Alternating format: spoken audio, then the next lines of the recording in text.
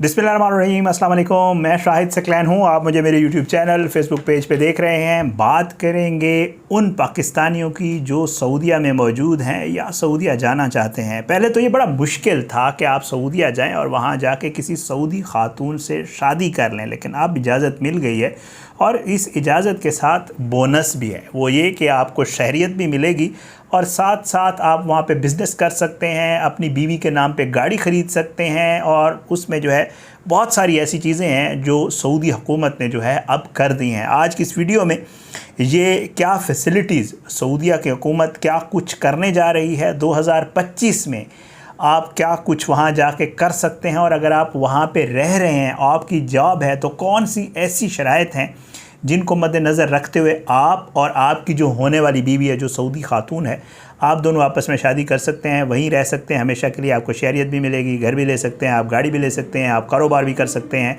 और आपके बच्चों को भी वहाँ की नेशनलिटी मिलेगी। तो आज की वीडियो जो है वो ओवरसीज़ पाकिस्तानीज़ के लिए स्पेशली है और ऐसे नौजवानों के लिए है जो ये चाहते हैं कि वो बाहर मुल्क जाएँ। और हमारे यहाँ तो ये शॉर्टकट है कि पहले लोग बाहर जाते थे, पहले ऐसे होता था, वहाँ जाके पेपर मैरिज करते थे, वहाँ की नेशनलिटी लेते थे, उस खातून को एक मखसूस रकम देनी पड़ती थी और उसके बदले आपको ग्रीन कार्ड या जो भी नेशनलिटीज़ थी वो मिल जाती थी। भाई अब सऊदीया ने ये ऐलान किया है। सऊदीया की जो वज़ारत ख़ज़ाना है उन्होंने और वज़ारत दाखिला ने क्या ऐलान किया है, आज की इस वीडियो में ज़रा इस हवाले से आपको बताएंगे। और ये ख़बर अब सोशल मीडिया के ऊपर बड़ी ट्रेंड कर रही है।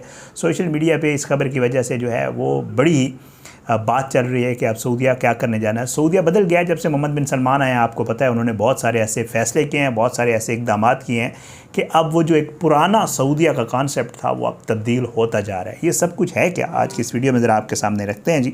पहले तो ये था कि कोई सऊदी खातून जो है वो किसी गैर मुल्की से शादी नहीं कर सकती थी। फिर उसके बाद ये हुआ कि रिलैक्सेशन दी गई और कहा गया कि ठीक है फ़लाँ शराइत हो तो आप शादी कर सकती हैं। लेकिन अब जो रिलैक्सेशन दी जाने वाली हैं वो बड़ी हैरानकुन है। खुशखबरी है जी, 2025 में होना क्या जा रहा है। वज़ारत दाखिला ने ऐलान कर दिया है और आप हैरान होंगे कि सऊदी हुकूमत कहती है कि जी जो सऊदी ख़वातीन हैं वो अब गैर मुल्की मर्द से शादी कर सकती हैं। वज़ारत ख़ज़ाना ने कहा है कि जी आप शादी करें और साथ साथ उन्होंने ये भी कर दिया है कि जो गैर मुल्की वहाँ पे रह रहे थे, आपको पता है वहाँ पे आपको लेके रहना पड़ता है, इकामा लेना पड़ता है और आप जितना अरसा भी रहें वो इकामा चलता है। लेकिन अब शहरियत का भी उन्होंने मसला हल कर दिया है।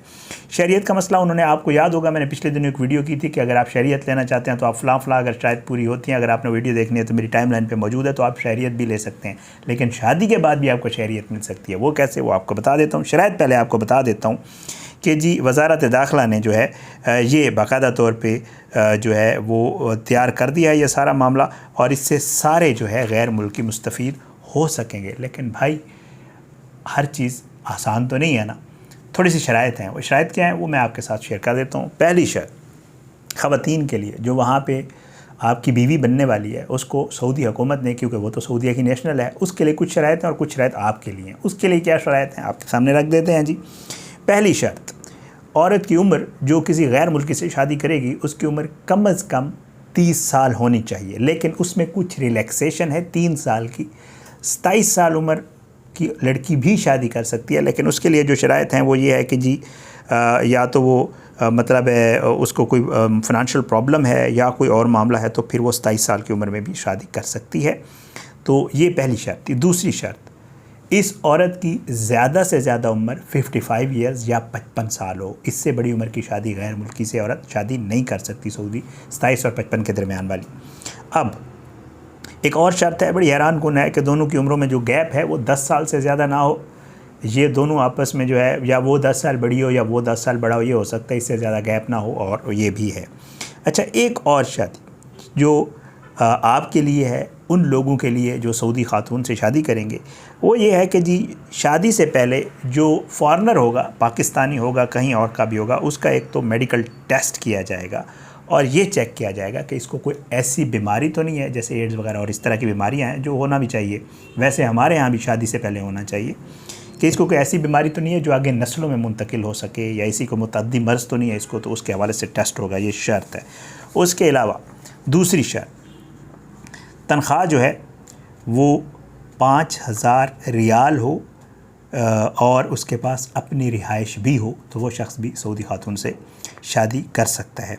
अच्छा, उसके अलावा गैर मुल्की जो है उसको अपने कुछ दस्तावेज़ी सबूत भी देने होंगे कि वो अपने मुल्क में, यानी अगर वो पाकिस्तानी है तो पाकिस्तान में उस पर कोई पर्चा नहीं है, उस पर पाकिस्तान में कोई फ्रॉड नहीं किया हुआ, उसने पाकिस्तान में कोई जुर्म नहीं किया हुआ या कोई सज़ा नहीं काटी हुई, ये रिकॉर्ड उसको देना पड़ेगा। और साथ साथ यानी कि उसको पुलिस से अपना समझ लें कोई करैक्टर सर्टिफिकेट बनवाना पड़ेगा, ठीक है। और इसके साथ साथ ये है कि सऊदीया में भी उसको कोई इस तरह का मामला पेश ना आया और उसने वो कोई सज़ा ना काटी हो, या इस तरह का मामला सऊदीया में उसके साथ पेश ना हो सका हो।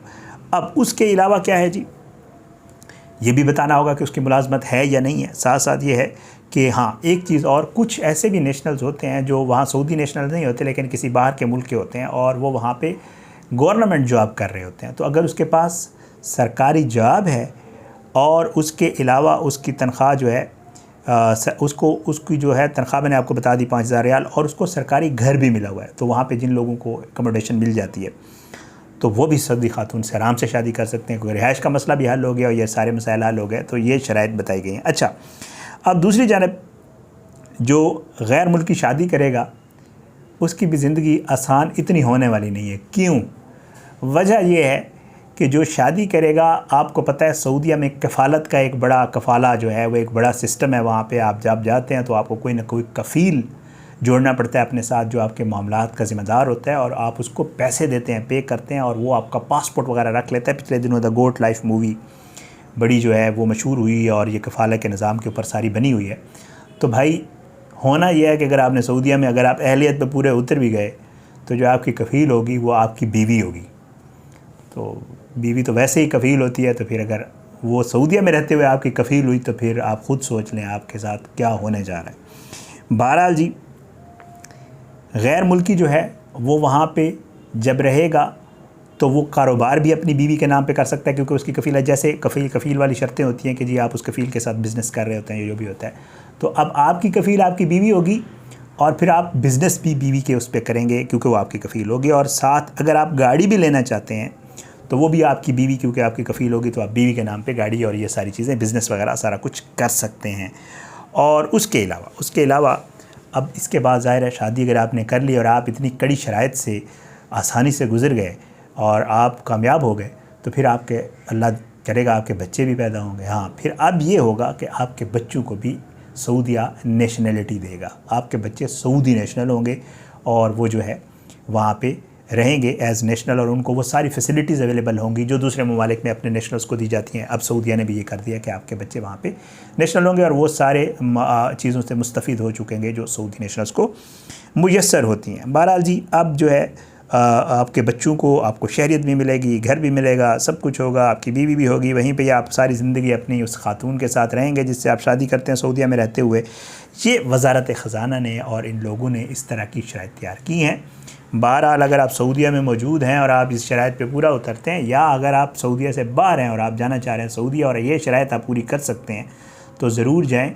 और कुछ अरसे के बाद जो है इस कानून को 2025 के हवाले से कहा जा रहा है कि ये लागू हो जाएगा और आप वहाँ जाके सऊदी नेशनल बन जाएं, शादी कर लें, बच्चे करें और बिज़नेस करें, गाड़ियाँ लें और वहाँ पे सऊदीया में ज़िंदगी गुजारें। ये कुछ तब्दीलियाँ थी सऊदी क़वानीन में जो बड़ी ज़ाहिर है मोहम्मद बिन सलमान के आने के बाद मैंने आपको बताया ना कि सऊदीया चेंज हो गया। अब तो ऐसी ऐसी चीज़ें सऊदीया में हो रही हैं जो कोई कभी सोच भी नहीं सकता था कि वो चीज़ें भी सऊदीया में होंगी। तो अब ये चीज़ भी सऊदीया में होने जा रही है। मेरे पास खबर आई थी कुछ सोशल मीडिया और कुछ इधर उधर से जो भी चीज़ें इन्फॉर्मेशन मुझे मिली मैंने आपके साथ शेयर कर दी।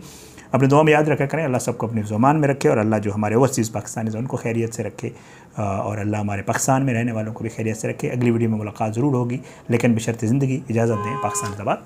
अल्लाह हाफ़िज़।